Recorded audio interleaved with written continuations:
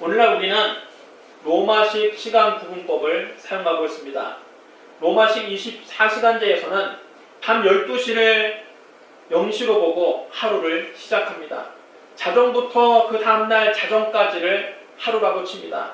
그러나 유대인들은 전통적으로 해가 지는 저녁을 하루의 시작으로 보았습니다. 해가 지는 저녁부터 그 다음날 해가 지는 저녁까지가 하루인 셈입니다. 유대인들은 해가 지는 저녁 6시를 제0시로 보았습니다. 그래서 오늘날 통용되는 로마식 시간제와는 6시간의 차이가 나게 됩니다. 마태복음, 마가복음, 누가복음을 공간복음이라고 하는데 이 공간복음에서는 유대식 시간제를 따르고 있습니다.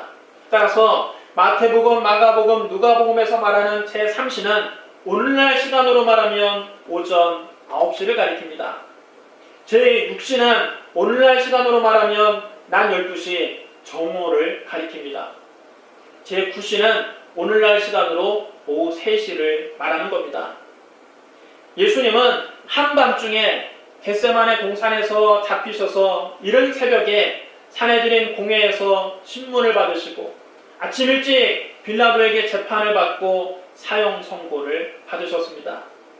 예수님의 사형은 재심도 없이 그날 오전에 바로 집행됩니다. 마가복음 15장 25절에 이렇게 기록되어 있습니다. 때가 제3시가 되어 십자가에 못 박으리라. 제3시 곧 오전 9시에 예수님은 십자가에 못 박히신 겁니다. 오늘 보면 누가복음 23장 44절에서는 이렇게 기록되어 있습니다. 때가 제6시쯤 되어 해가 빛을 잃고 온 땅에 어둠이 임하여 제9시까지 계속하며 오늘날 시간대로 바꾸면 난 12시 정오가 되었을 때 해가 갑자기 빛을 잃고 온 땅에 어둠이 뒤덮이더니 오후 3시까지 그 어둠이 계속됐다는 것입니다. 난 12시부터 오후 3시까지는 태양이 가장 환하게 비칠 때입니다. 그런데 예수님께서 십자가를 지신 날에는 난 12시부터 예수님께서 숨지신 오후 3시까지 해조차 빛을 잃고 온 땅에 어둠이 뒤덮였습니다. 어둠은 하나님의 심판을 상징합니다. 구약시대 애굽의 바로가 이스라엘 백성들을 애굽에서 내보내주지 않자 애굽에 10가지 재앙이 내렸습니다. 그중 9번째 재앙이 바로 흑암이었습니다. 하나님께서 모세에게 말씀하셨습니다. 하늘을 향하여 내 손을 내밀어 애굽 땅 위에 흑암이 있게 하라. 곧 더듬을 만한 흑암이리라. 모세가 하늘을 향해서 손을 내밀자 캄캄한 흑암이 3일 동안 애굽 온 땅을 뒤덮었습니다. 그 기간 동안 애굽 사람들은 서로 알아볼 수도 없었고 자기 자리에서 일어나 밖으로 나가는 사람도 없었습니다. 그러나 이스라엘 자손들이 사는 곳에는 빛이 있었습니다. 아모스 8장 9절로 10절은 이스라엘 멸망의 날을 이렇게 묘사하고 있습니다. 주 여호와의 말씀이니라. 그날에 내가 해를 대낮에 지게 하여 백주의 땅을 캄캄하게 하며 너희 절기를 애통으로 너희 모든 노래를 애곡으로 변하게 하며 모든 사람에게 굵은 배로 허리를 동이게 하며 모든 머리를 대머리가 되게 하며 독자의 죽음으로 말미암아 애통하듯 하게 하며 결국은 곤고한 날과 같게 하리라. 이 말씀은 하나님의 독생자 예수 그리스도께서 십자가에 죽으셨을 때 땅을 뒤덮은 어둠을 생각나게 합니다. 독자를 잃은 슬픔을 생각나게 합니다. 장차 하나님께서 세상을 심판하시는 마지막 날에도 해가 빛을 잃고 온 세상이 캄캄하게 될 것입니다. 요엘 3장 14절로 15절에 이렇게 말씀합니다. 사람이 많으며 심판의 골짜기에 사람이 많으며 심판의 골짜기에 여호와의 날이 가까우미로다. 해와 달이 캄캄하며 별들이 그 빛을 거두도다. 마지막 날 세상에 있는 모든 사람들이 심판을 받기 위해서 하나님 앞에 섰을 때 해와 달과 별들이 그 빛을 거두고 온 세상이 캄캄해질 것이라는 말씀입니다. 요한계시록 6장 12절로 14절에도 이렇게 기록되어 있습니다. 내가 보니 6째 인을 떼실 때에 큰 지진이 나며 해가 검은 털로 짠 상복같이 검어지고 달은 온통 피같이 되며 하늘의 별들이 무화과 나무가 대풍에 흔들려 설익은 열매가 떨어지는 것 같이 땅에 떨어지며 하늘은 두루마리가 말리는 것 같이 떠나가고 각 산과 섬이 제자리에서 옮겨지네. 마지막 날 주님이 세상에 다시 오실 때 처음 하늘과 처음 땅은 다 흔들리게 될 것입니다. 그날에 해가 검어지고 달이 피같이 붉어지고 별들이 하늘에서 떨어지고 하늘이 두루마리처럼 말려 올라가고 각 산과 섬들이 옮겨질 것입니다. 창조 이래로 이 땅에 시간을 알려준 하늘의 광명체들이 하늘에서 사라지게 될 것입니다. 이처럼 어둠은 하나님의 무서운 심판을 상징합니다. 예수님은 우리의 모든 죄를 대신 짊어지고 십자가에 매달리셨습니다. 낮 12시부터 오후 3시까지 해가 빛을 잃고 온 땅의 어둠이 뒤덮인 것은 우리가 받아야 될 하나님의 무서운 진노를 예수님이 다 받으신 것을 의미합니다. 바로 그 예수님의 십자가에 하나님의 진노가 쏟아진 겁니다. 그러므로 이제 예수 그리스도의 피로 죄를 씻은 사람은 마지막 심판 때 하나님의 진노를 면하게 됩니다. 왜냐하면 우리가 받아야 될 죄에 대한 심판을 예수님께서 다 담당하셨기 때문입니다. 이는 마치 애굽의 10번째 재앙이 내린 날과 같습니다. 죽음의 사자가 애굽 땅에서 모든 처음 난 것을 다 죽일 때에 문설주와 인방에 어린 양의 피를 바른 이스라엘 자손의 집은 죽음의 재앙이 그냥 건너갔습니다. 왜냐하면 어린 양이 그 집의 장자를 대신해서 죽었기 때문입니다. 예수님은 우리의 유월절 양으로 십자가에서 몸을 찢고 피를 흘리신 겁니다. 아무 흠도 없으신 예수님께서 우리를 대신해서 십자가를 지시고 피를 흘리셨습니다. 우리가 받아야 될 심판을 예수님이 대신 받으신 겁니다. 따라서 예수 그리스도의 피를 마음의 문설주와 인방에 바른 사람들은 장차 하나님의 진노의 심판을 받지 않습니다. 그 피가 우리 마음속에 큰 증거가 되는 것입니다. 로마서 8장 1절 2절은 이렇게 선언합니다. 그러므로 이제 그리스도 예수 안에 있는 자에게는 결코 정죄함이 없나니 이는 그리스도 예수 안에 있는 생명의 성령의 법이 죄와 사망의 법에서 너를 해방하였습니다.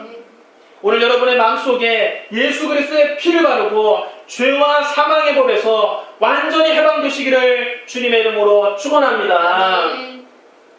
오후 3시가 되자 갑자기 성소와 지성소 사이를 맡고 있던 휘장이 쫙 찢어졌습니다.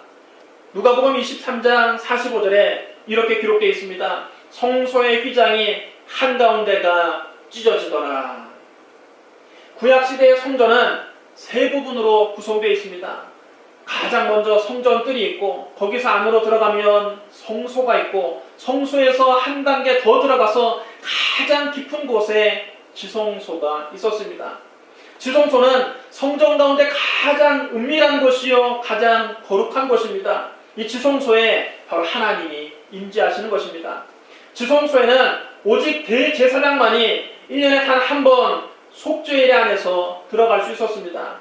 그것도 반드시 번제단에 설린 피를 양푼에 받아가지고만 들어갈 수 있었습니다. 대제사장이랄지라도 다른 때나 혹은 피 없이 지성소에 들어갔다가는 죽음을 면치 못했습니다. 성소에서 지성소로 들어가기 위해서는 반드시 휘장을 지나야 합니다.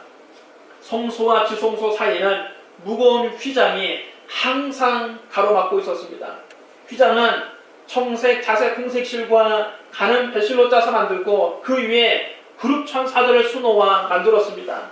휘장은 이렇게 여러 개의 실을 엮어서 만들었기 때문에 굉장히 무겁고 튼튼합니다. 그런데 이처럼 튼튼한 휘장이 놀랍게도 예수님께서 십자가에서 운명하실 때 위에서부터 아래까지 쫙 찢어져 완전히 나눠져 불이 되었습니다. 마가복음 15장 37절로 38절에는 이렇게 기록되어 있습니다. 예수께서 큰 소리를 지르시고 숨지시느라 이 성소 휘장이 위로부터 아래까지 찢어져 불이 되니라. 휘장은 사람이 아래서부터 위로 찢은 것이 아니라 하나님이 위에서부터 아래로 찢으신 겁니다. 구원은 인간의 노력이나 공로로 받는 것이 아니라 하나님이 위에서부터 열어놓으신 십자가의 길을 통해서만 받을 수 있습니다. 예수님이 당신의 몸을 찢어 휘장 가운데 새로운 살 길을 열어놓으셨습니다. 휘장은 한쪽 귀퉁이가 조금 찢어진 것이 아니라 한 가운데가 완전히 찢어져 둘로 나뉘어졌습니다. 예수님께서 십자가에서 당신의 몸을 찢으셨을 때 하나님에 계신 지성소로 들어가는 길이 이제 활짝 열린 것입니다.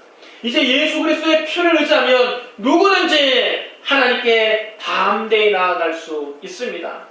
히브리서 10장 19절 20절은 이렇게 말씀합니다. 그러므로 형제들아 우리가 예수의 피를 입어 성소에 들어갈 담력을 얻었나니 그 길은 우리를 위하여 휘장 가운데로 열어놓으신 새로운 살 길이요 휘장은 곧 그의 육체니라. 십자가에서 그 몸을 찢으신 예수 그리스도의 보혈을 의지하고 때를 따라 돕는 은혜를 얻기 위하여 하나님 은혜 보좌 앞에 담대히 나아가시기를 주님의 이름으로 축원합니다. 오후 3시에 예수님은 큰 소리로 외치셨습니다. 아버지, 내 영혼을 아버지 손에 부탁하나이다. 이 말씀을 하신 후 예수님은 숨을 거두셨습니다. 예수님은 살아계실 때에도 아버지 하나님을 철저하게 의뢰하셨고 죽으실 때에도 아버지 하나님께 그 영혼을 맡기셨습니다. 믿음이란 맡기는 겁니다. 하나님의 아들 예수님도 당신의 영혼을 하나님께 맡기셨습니다. 여러분도 여러분의 영혼을 하나님께 맡기십시오. 여러분의 일생을 하나님께 맡기십시오. 여러분의 삶의 문제를 하나님께 맡기십시오. 여러분의 가정을 하나님께 맡기십시오. 여러분의 사업을 하나님께 맡기십시오. 여러분의 자녀를 하나님께 맡기십시오. 믿음은 맡기는 겁니다. 믿지 않으면 맡길 수 없습니다. 만약 은행을 믿지 못한다면 피땀 흘려 번 돈을 어떻게 은행에 맡기겠습니까? 은행을 믿기 때문에 귀한 재산을 은행에 맡기는 겁니다. 사업을 하는 사람은 직원들을 믿기 때문에 직원에게 업무를 맡기는 겁니다. 믿지 못할 직원에게 중요한 일을 어떻게 맡기겠습니까? 그러므로 맡긴다는 것은 곧 믿는다는 뜻입니다. 우리가 하나님을 믿는다면 하나님께 우리의 염려와 근심을 다 맡겨야 합니다.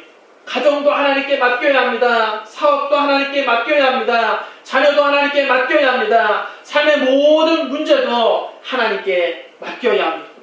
그것이 믿음입니다. 우리가 여러분 왜 기도합니까? 하나님께 우리의 짐을 맡기기 위해서입니다. 기도는 우리의 짐을 하나님께 맡기는 겁니다. 많은 사람이 교회에 와서 기도할 때는 하나님께 맡긴다고 기도합니다. 찬송할 때는 살아계신 주 나의 참된 소망 걱정 근심 전혀 없네 이렇게 찬송합니다. 그러나 교회 문을 나선과 동시에 하나님께 맡겼던 짐을 도로 찾아서 자기가 또 짊어집니다. 그렇기 때문에 걱정 근심이 떠날 날이 없고 마음의 평화가 없는 겁니다. 여러분의 삶의 짐을 온전히 하나님께 맡기십시오. 그러면 하나님이 책임지십니다. 여러분이 하는 일을 하나님께 맡기십시오. 그러면 여러분이 계획한 일이 이루어집니다. 성경 말씀합니다. 내 짐을 여호와께 맡기라. 그가 너를 붙드시고 의인의 요동함을 영원히 허락하지 아니하시리로다. 너의 행사를 여호와께 맡기라. 그리하면 네가 경영하는 것이 이루어지리라. 예수님은 십자가에서 고난당하실 때에도 끝까지 하나님을 신뢰하고 그 영혼을 아버지 하나님께 맡기셨습니다. 예수님처럼 어떤 상황에서도 어떤 어려움 가운데서도 어떤 고난 가운데서도 하나님을 끝까지 신뢰하고 여러분 삶 전체를 하나님께 맡기게 되시기를 주님의 이름으로 축원합니다. 예수님께서 숨지실 때 옆에서 지켜보던 백부장은 하나님께 영광을 돌리며 이렇게 고백했습니다. 이 사람은 정령 의인이었도다. 백부장은 100명의 부하를 통솔하는 로마군 장교입니다. 백부장은 예수님께서 빌라도에게 재판을 받으실 때부터 십자가에서 숨 쉴 때까지의 과정을 가장 가까이에서 지켜보았습니다. 대제사장과 무리들이 빌라도에게 이 사람을 없애하고 바라바를 우리에게 놓아주소서 소리 지르는 것을 백부장은 말없이 지켜보았습니다. 로마 군인들이 예수님을 십자가에 못 박을 때 예수님께서 그 참혹한 고통을 당하시면서도 아버지, 저들을 사하여 주옵소서, 자기들이 하는 것을 알지 못함이니이다 기도하시는 것을 보고 백부장은 크게 놀랐습니다. 유대 관리들이 십자가 안에 하신 예수님에게 손가락질하며 비웃고 로마 군인들도 예수님을 조롱할 때 예수님께서 마치 도수하러 끌려가는 어린 양과 털 깎는 자 앞에서 잠잠한 양같이 그 입을 열지 않는 것을 보고 백부장은 의아하게 생각했습니다. 예수님과 함께 십자가 달린 두 행악자 중 하나가 예수여 당신 나라 임하실 때에 나를 기억하소서 간청할 때에 예수님께서 내가 진실로 내게 이르노니 오늘 네가 나와 함께 낙원에 있으리라 말씀하시는 것을 보고 백부장은 경이로운 눈으로 예수님을 다시 쳐다보았습니다. 정오가 되었을 때 해가 빛을 잃고 온 땅에 어둠이 뒤덮이는 것을 보고 백부장은 큰 두려움을 느꼈습니다. 예수님께서 큰 소리로 아버지 내 영혼을 아버지 손에 부탁하나이다 말씀하시고 숨지시는 것을 보고 백부장은 자기도 모르게 이렇게 중얼거렸습니다. 이 사람은 정령 의인이었도다. 마가복음에서는 백부장의 고백을 이렇게 기록했습니다. 이 사람은 진실로 하나님의 아들이었도다. 놀랍게도 로마군 백부장에 입에서 예수님은 의인이시여 하나님의 아들이라는 고백이 나온 겁니다. 예수님을 십자가 못 박은 유대인들은 예수님이 누구이신지 끝까지 몰랐습니다. 그들은 예수님이 공생의 사역을 하시는 동안 수많은 표적을 보여주셨음에도 불구하고 그가 누구인지를 몰랐습니다. 그래서 예수님을 십자가에 못 박았습니다. 그런데 이방인인 로마군 백부장에 입에서 제일 먼저 이 사람은 정령 의인이었도다. 이 사람은 진실로 하나님의 아들이었도다. 신앙 고백이 나온 겁니다. 로마군 백부장은 십자가에 달리신 예수님을 하나님의 아들로 믿고 고백한 최초의 사람이었습니다. 이것은 예수님께서 유대인의 왕일 뿐만 아니라 온 인류의 구주가 되심을 의미합니다. 구약시대에는 하나님께서 유대인을 선민으로 선택하셨지만 신약시대에는 예수 그리스도의 십자가 복음을 듣고 온 인류가 구원받는 길이 활짝 열린 것입니다. 이제 유대인이나 이방인이나 누구든지 주의 이름을 부르는 자는 구원을 얻습니다. 사도 바울은 로마서에서 이렇게 말했습니다. 내가 복음을 부끄러워하지 아니하노니 이 복음은 모든 믿는 자에게 구원을 주시는 하나님의 능력이렵니다. 먼저는 유대인에게요 그리고 헬라인에게로다. 복음에는 하나님의 의가 나타나서 믿음으로 믿음에 이르게 하나니 기록된 바 오직 의인은 믿음으로 말미암아 살리람과 같으니라. 그러므로 율법의 행위로 그의 앞에 의롭다 하신 얻을 육체가 없나니 율법으로는 죄를 깨달음이니라. 이제는 율법 외에 하나님의 한 의가 나타났으니 율법과 선지자들에게 증거를 받은 것이라. 곧 예수 그리스도를 믿음으로 말미암아 모든 믿는 자에게 미치는 하나님의 의인이 차별이 없느니라. 모든 사람이 죄를 범하였음에 하나님의 영광을 이루지 못하더니 그리스도 예수 안에 있는 속량으로 말미암아 하나님의 은혜로 값없이 의롭다 하신 얻은 자 되었느니라. 성경이 이르되 누구든지 그를 믿는 자는 부끄러움을 당하지 아니하리라 하니 유대인이나 헬라인이나 차별이 없음이라. 한 분이신 주께서 모든 사람의 주가 되사 그를 부르는 모든 사람에게 부요하시도다. 누구든지 주의 이름을 부르는 자는 구원을 받으리라. 할렐루야. 예수 그리스도로 말미암아 구원을 받는 복음에는 유대인이나 헬라인이나 로마인이나 한국인이나 차별이 없습니다. 누구든지 예수 그리스도를 믿고 신하는 사람은 구원을 받습니다. 오늘 예수님께서 여러분을 위해서 십자가에서 죽으시고 여러분을 위해서 부활하신 것을 믿으시면 아멘 하시기 바랍니다. 아멘. 예수님 여러분의 구주로 믿으시면 큰 소리로 아멘 하시기 바랍니다. 아멘. 사람이 마음으로 믿어 의에 이르고 입으로 시인하여 구원에 이르느니라. 여러분이 진심으로 믿고 시인했으면 여러분은 이미 구원을 받았습니다.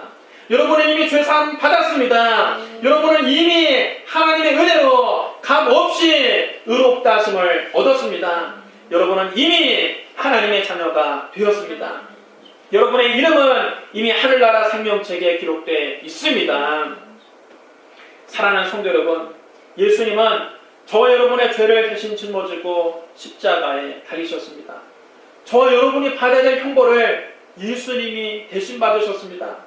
예수님은 십자가에서 당신의 몸을 찢고 우리가 하나님께 나아가는 길을 활짝 열어놓으셨습니다. 예수님은 십자가에서 고난당하실 때에도 끝까지 하나님을 신뢰하고 당신의 영혼을 아버지의 손에 맡기셨습니다. 예수님께서 십자가에서 피 흘려 죽으심으로 유대인뿐만 아니라 이방인에게도 구원의 길이 활짝 열렸습니다. 그러므로 우리의 자랑은 그리스도의 십자가밖에는 없습니다. 날마다 예수님의 십자가 앞에 가까이 나아가시고 십자가 단단히 붙잡고 십자가를 날마다 묵상하시기를 주님의 이름으로 축원합니다. 기도하겠습니다. 사랑과 은혜가 풍성하신 하나님 아버지, 우리의 모든 죄를 아무 흠도 없는 예수님이 대신 짊어지고 우리를 위해서 대신 형벌을 받으신 것을 주님 감사합니다. 우리의 모든 죄값을 예수님이 치러주시고 우리로 값없이 의롭담을 얻게 하여 주시니 감사합니다. 예수님 우리 구주로 모십니다. 주님 우리의 삶을 인도하여 주시옵소서. 예수님이 당신의 몸을 찢어 휘장 가운데로 이루어진 살길로 날마다 하나님 앞에 나아가게 하시니 감사합니다. 예수님이 끝까지 아버지 하나님을 신뢰하신 것처럼 우리도 하나님을 신뢰하며 나아가게 하여 주시옵소서. 우리 같은 이방인들을 구원해 주신 하나님 감사합니다. 예수님의 은혜 감사합니다. 주의 은혜 감사하며 십자가 밑에서 신앙생활하게 하여 주시옵소서. 예수님 이름으로 감사하며 기도드리옵나이다. 아멘.